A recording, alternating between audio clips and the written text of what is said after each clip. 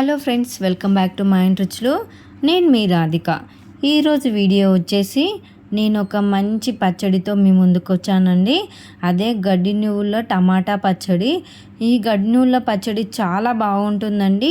ఇవి హెల్త్కి కూడా చాలా మంచిది. ఇందులో మనకు కాల్షియం కూడా చాలా ఉంటుంది. కాబట్టి మీరు కూడా తప్పక ట్రై చేయండి. ఎలా ప్రిపేర్ చేయాలనో ఒక్కసారి చూసేద్దామా. ముందు కడాయి పెట్టేసుకొని దాంట్లో నేను ధనియాలను వేయించుకుంటున్నాను. అవి కొంచెం గోల్డెన్ కలర్ వచ్చేంత వరకు మనం మంచిగా దూరగా వేయించేసుకొని పక్కన పెట్టుకోవాలి. ఇప్పుడు నేను అలాగే మీకు చెప్పాను కదండి, గడ్డి నువ్వులని వీటిని కూడా మంచిగా ఫ్రై చేసుకోవాలి. కొంచెం కలర్ వచ్చేంత వరకు ఫ్రై చేసేసుకొని వీటిని కూడా ఎంత మంచిగా పచ్చి వాసన పోయేంత వరకు ఫ్రై చేసుకోవాలి. ఇప్పుడు మనకి ఈ గడ్డి నువ్వులు అయితే మంచిగా మనకు ఫ్రై అయ్యాయి కదండి. సిమ్లో పెట్టుకొని ఫ్రై చేసుకోవాలండి, లేకపోతే మాడిపోతాయి. వీటిని కూడా మనం పక్కన పెట్టేసుకొని, అలాగే నేను ఇక్కడ పచ్చిమిర్చి తుంచుకొని ముందే పక్కన పెట్టుకున్నాను. వాటిలో కొద్దిగా ఆయిల్ వేసేసుకొని మంచిగా దోరగా వేయించుకోవాలి. ఇప్పుడు వీటిని కూడా మనం ఒక గిన్నెలోకి వాటిని కూడా తీసేసుకొని పక్కన పెట్టుకొని, నేను ఇక్కడ ఒక కప్పుడు పుదీనాను కూడా ముందే నేను కడిగేసి పెట్టుకున్నానండి. దాన్ని కూడా కడాయిలో వేసేసుకొని 1/2 టీ స్పూన్ ఆయిల్ వేసేసుకొని ఫ్రై చేసుకుంటున్నాను. చూడండి, మనకు కొద్దిగా పచ్చివాసన పోయేంత వరకు ఫ్రై చేసుకోవాలి. ఇప్పుడు మనకైతే పుదీనా మంచిగా ఫ్రై అయిపోయింది కదండి. దాన్ని కూడా పక్కన పెట్టేసుకొని, ఇప్పుడు మనం ముందుగానే కట్ చేసి పెట్టుకున్న టమాటాలను నేను ఇక్కడ ఒక 1/2 కేజీ టమాటాలను కట్ చేసుకున్నానండి.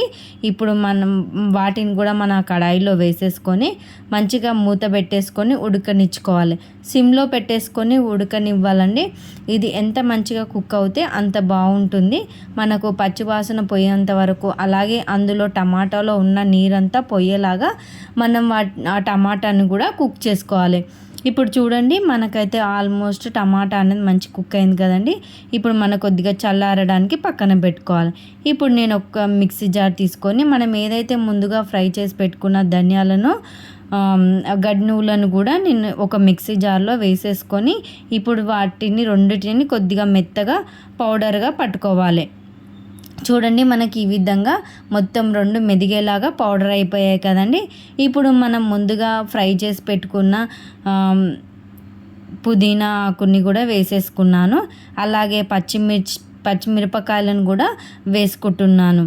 ఇప్పుడు మనం మిక్సీ జార్లో పచ్చిమిరపకాయలను కూడా వేసుకున్నాం కదా. ఇప్పుడు నేను కొద్దిగా పచ్చిది కొత్తిమీర కూడా తీసుకుంటున్నాను. చాలా బాగుంటుంది, ఫ్లేవర్ బాగుంటుంది. అలాగే ఒక 10-15 వెల్లుల్లి రెబ్బలను కూడా వేసుకుంటున్నాను. ఇప్పుడు నేను అలాగే 1 టీ స్పూన్ జీలకర్ర కూడా వేసుకుంటున్నాను. ఇప్పుడు మనకి ఇవైతే ఇప్పుడు అలాగే నేను ఇక్కడ కల్లుప్పు అంటే దొడ్డుప్పు తీసుకుంటున్నాను. ఇలా కల్లుప్పు వేయడం వల్ల చాలా టేస్టీగా బాగుంటుంది. ఇప్పుడు నేను అలాగే 1/2 టీ స్పూన్ పసుపు కూడా వేసుకుంటున్నాను. ఇప్పుడు నేను ముందుగానే ఇక్కడ ఒక నిమ్మకాయ సైజ్ అంత చింతపండుని నేను ముందుగానే నానబెట్టుకున్నాను. ఇప్పుడు ఆ చింతపండుని కూడా ఏదైతే మనం పేస్ట్ చేసి పెట్టుకున్నా ఆ పేస్ట్లో వేసేసుకోవాలి. ఇప్పుడు మనకు వాటర్ అయితే ఎక్స్ట్రా అవసరం లేదు. ఏదైతే చింతపండులో ఉన్న వాటరే మనకు సరిపోతుంది. ఇప్పుడు ఆ చింతపండుని కూడా మెత్తగా గ్రైండ్ చేసుకోవాలి. చూడండి, ఇప్పుడు మనకైతే చింతపండు ఏదైతే పేస్ట్ ఉందో పచ్చిమిరపకాయలు అవన్నీ మొత్తం పేస్ట్ అయ్యాయి కదండి. అలాగే మనం ముందుగా ఫ్రై చేసి పెట్టుకున్న టమాటాలు చల్లారాయి కదా. చల్లారిన టమాటాలను ఇప్పుడు మిక్సీ జార్లో వేసేసుకొని దాన్ని కూడా నేను ఇలా మిక్సీ పట్టుకున్నాను. చూడండి, ఎంత కలర్ఫుల్గా ఎంత బాగుంది కదండి. ఇప్పుడు మనం దీన్ని తాలింపు వేసుకుందాం. తాలింపు కోసం కడాయి పెట్టేసుకొని నేను 3 స్పూన్స్ ఆయిల్ వేసుకున్నాను. అందులో జీలకర్ర, ఆవాలు, ఎండుమిరపకాయలు, అలాగే ఒక 4-5 వెల్లుల్లి రెబ్బలు కూడా వేసుకుంటున్నాను. ఇవి మనం కొంచెం వేగనిచ్చుకోవాలండి.